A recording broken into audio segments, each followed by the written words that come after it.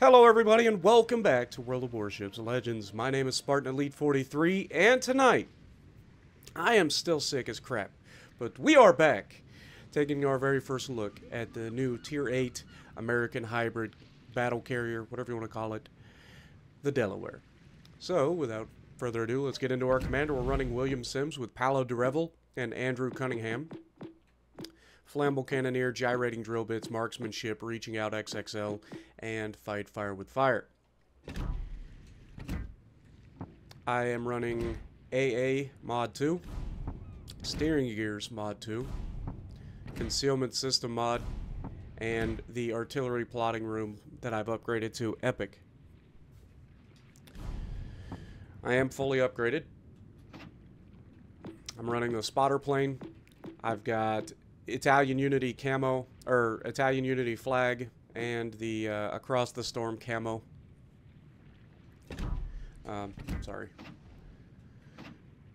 Survivability, 84,000 hit points with a 37% torp reduction.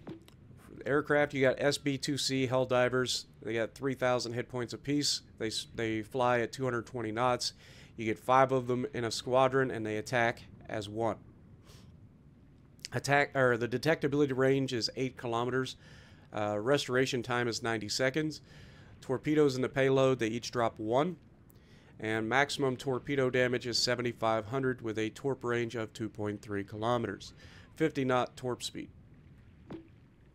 Main battery is 406 millimeter Mark 7 double turret.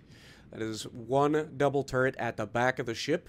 It's got a terrible firing angle, but it comes in handy occasionally. And then the others are the 406 millimeter Mark 7, 2 triple turrets at the front of the ship. Firing range is 19.4 kilometers with this build, 28.4 second reload time, 180 degree turn time is 32.7 seconds. HE shell maximum damage 5,700 with a 36% chance to set fires, and AP shell maximum damage is 14,410. For secondaries, you got the 20 127 millimeter Mark 32s.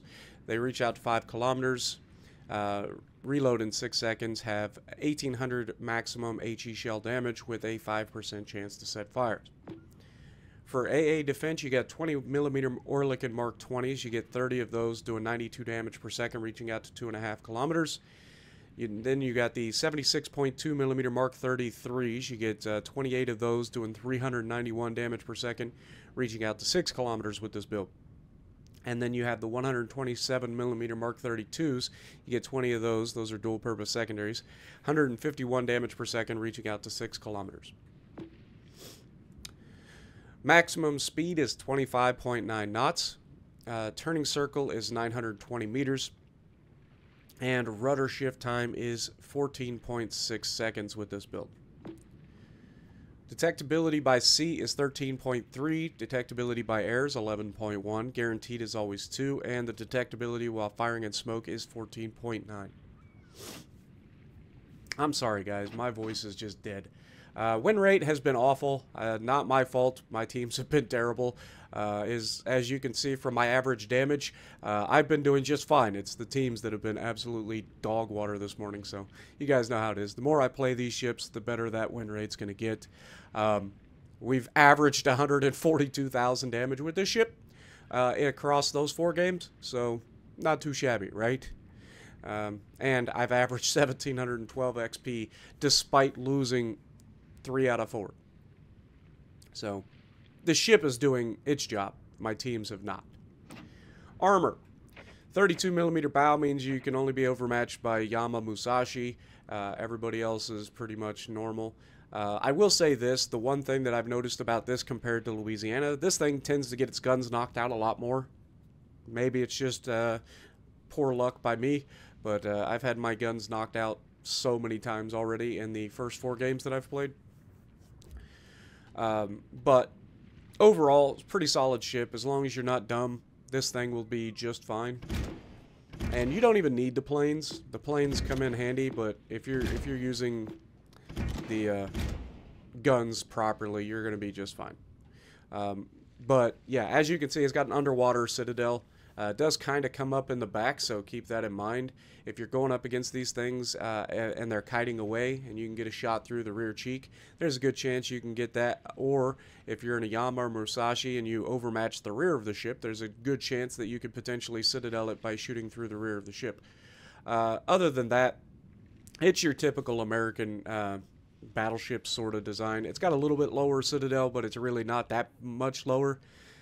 So any chance that you get where these guys are at medium or long range and broadside, you can usually score a citadel because the shell's coming in at a steeper angle, getting down into that citadel. Overview: tough, above average base HP rating. Airstrike can request an automated air squadron that drops projectiles, but it's a big target, above average superstructure size, as you can see. Delaware.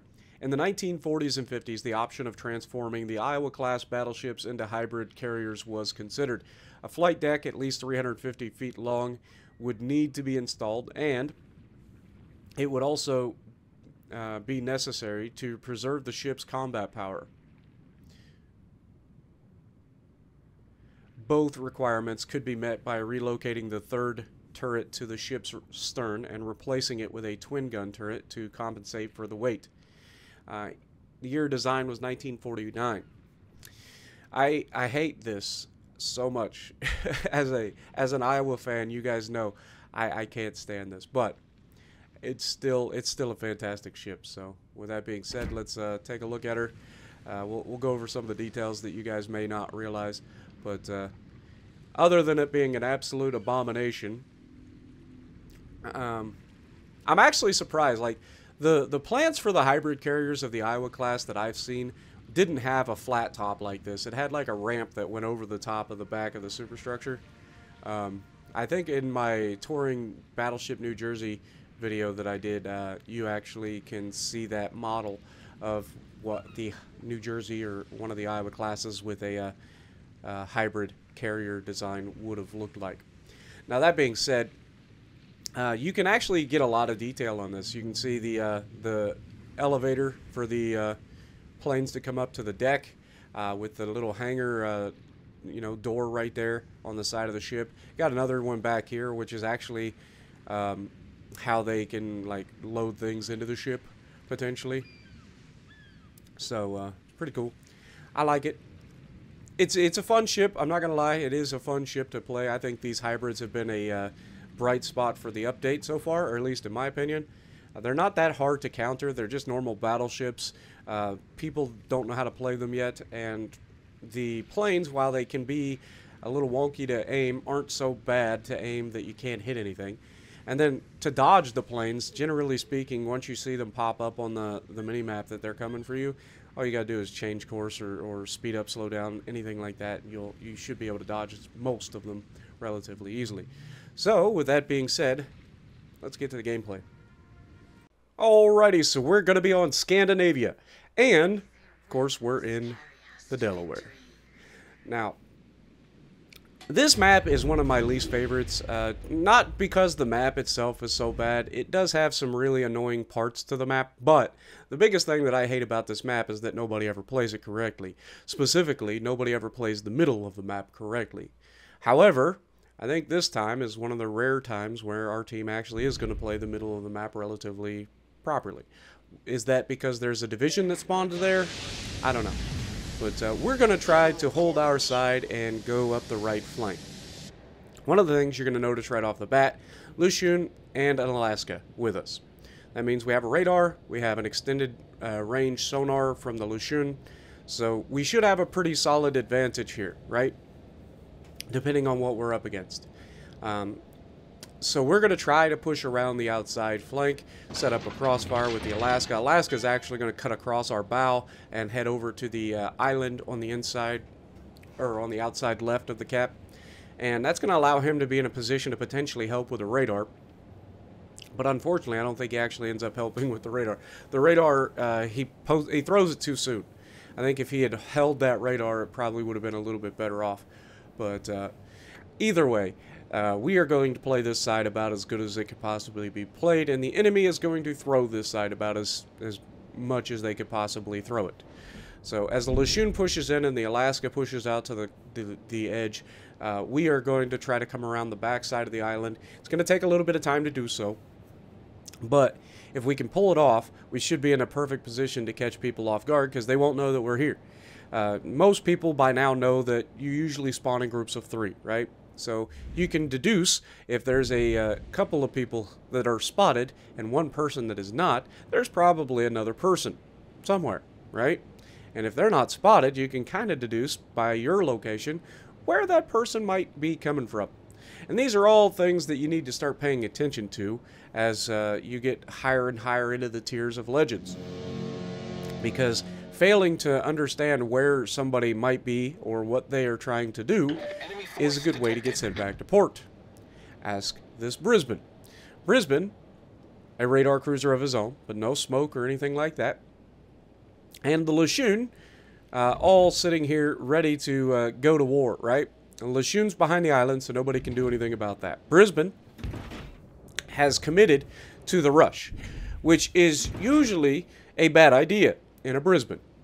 I understand that you want to try to get rid of the destroyer, but you have no idea what's out here. So rushing in this early to try to commit to a kill on a destroyer is an almost certainly way to get killed. So as we come around the corner, we have the beautiful shot. We've got the spotter plane. This man is slightly angled. There's no overpin's going to happen here. That man's dead. But Barton, you got an overpin? Yeah, I also got 3 citadels. The man goes down. Shocker. but anyway, first shot, first kill. We're off to a good start, I'd say. This Delaware, I'm not going to lie, this guy's actually going to be an annoying little turd waffle when it comes to me dropping my planes, because he is going to change what he's doing a lot. He is running propulsion mod, which allows him to change course from reversing faster or going forward faster. And we're just not going to be able to capitalize on our airstrikes quite as much as we did in that Louisiana game. But that's fine, because we still got really good guns. And we do get 1 torpedo hit. And so as we, timidly start to think about pushing into the cap, I want to make sure that my teammates are going to help.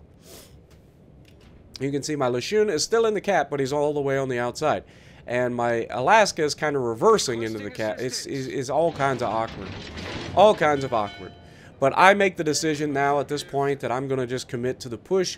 The destroyer is clearly still in the smoke screen, and of course, he actually pushes right up into our Lachune, and they are going to start a gunfight. Their Lachune has already lost a good chunk of his health, and then we're going to shoot over the top of the island as he's taking his time, and we're going to slap him and get rid of him.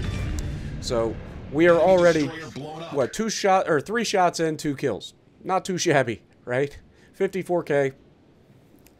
And we're going to continue to try to push up into the cap. Now, the enemy Delaware is going to push forward again, and look at this shot right through here. We're actually aiming a little too high. If I wanted to citadel him here, I probably should have aimed a little bit lower. And you can see I am setting him up, but I should be paying attention to the fact that this guy is definitely going to end up reversing, right? Like, this guy's done the exact same thing like 3 times in a row, where he goes forward, he stops, he goes back, and this is what this guy does. Now this time I end up aiming a lot lower, trying to get that citadel, and we actually do punch him through the cheek for a citadel, and we hit 3 of the torpedoes this time, so much better result all the way around. And that takes us up to 98,000 damage. Meanwhile, our Alaska is still trying to reverse. I don't know what the Alaska is doing. I'll be real honest. That Alaska, I don't think he actually gets much of anything done on this flank at all. Which is fine with me, because the enemy wasn't particularly good. And between me and this Lachune, we should have no trouble taking these guys down. And Delaware ends up eating a torpedo from the Lachune as well. Sorry about that. Didn't mean to smack you guys. But yeah, we're going to try to push up on the Delaware here while also maintaining shots across the middle to help with the Worcester. Now, Worcester's clearly going to try to get out of there, right? He doesn't want to sit there, so you know he's going to speed up. We're going to take the shot, anticipating him turning it, and sure enough, he does. We've got the shot perfectly placed, and... Really?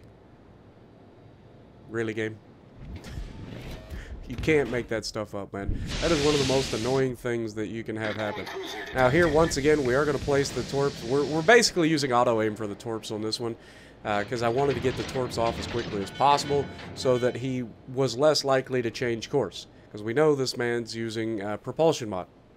And unfortunately, probably should have held that a little bit and paid attention to what the guy was doing, because he was already changing course.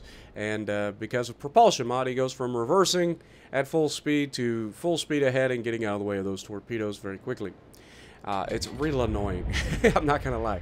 It is real annoying.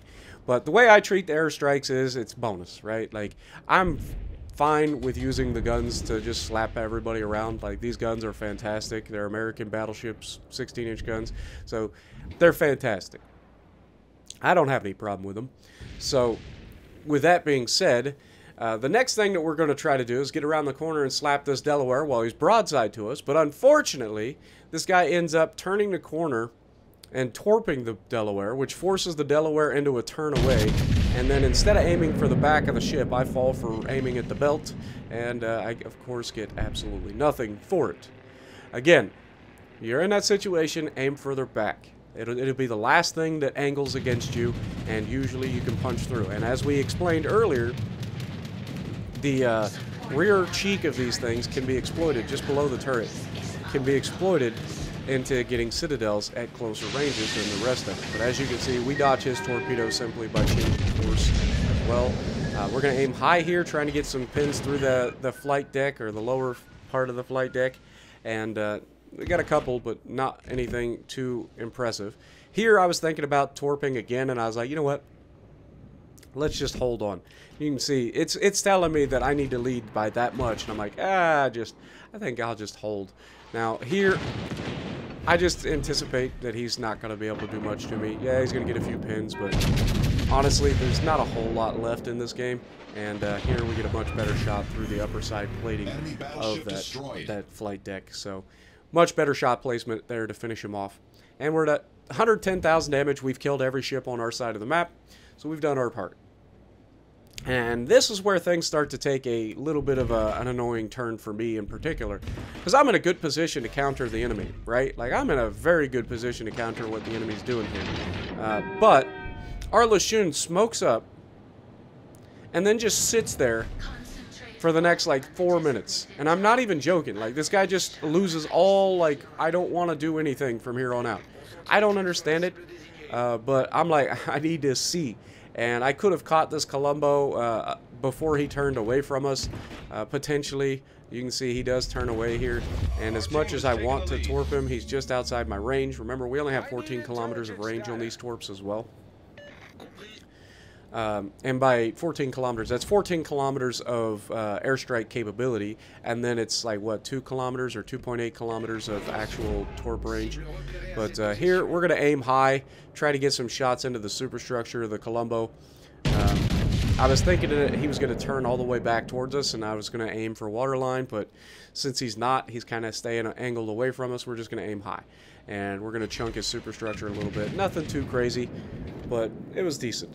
And then as the Musashi comes back towards me, I start kind of salivating a little bit. Because I know I can torp a Musashi, right? Right, guys? Anybody can torp a Musashi. They always sail in straight line. Problem is, I'm too quick to start trying to throw the torps out there instead of paying attention to what somebody's likely to do. And anticipating what somebody's going to do is important. So you can see he started to make the turn to the left, or to his right. And so I'm like, okay, I'll put the torps out there. The moment I launched the torps, man is like, oh, I'm going to make a full hard turn towards the Delaware. Because I'm spotted, right? So, because I'm spotted, I don't actually get the torps to hit at all. But the other good thing is that this Musashi is actually going to put himself in a position to be shot. And that's fine with me, because damage is damage. Whether it's torps or guns, I don't care which. I'm not prejudiced towards which type of damage I get on you. All I know is when I slap you, it's going to hurt. And if you're full broadside in a Musashi, you deserve this. I'm just saying. Like, Again, this is part of creating your own crossfires as well. Like we talk about, those torps are unbelievably ridiculous for creating your own crossfires.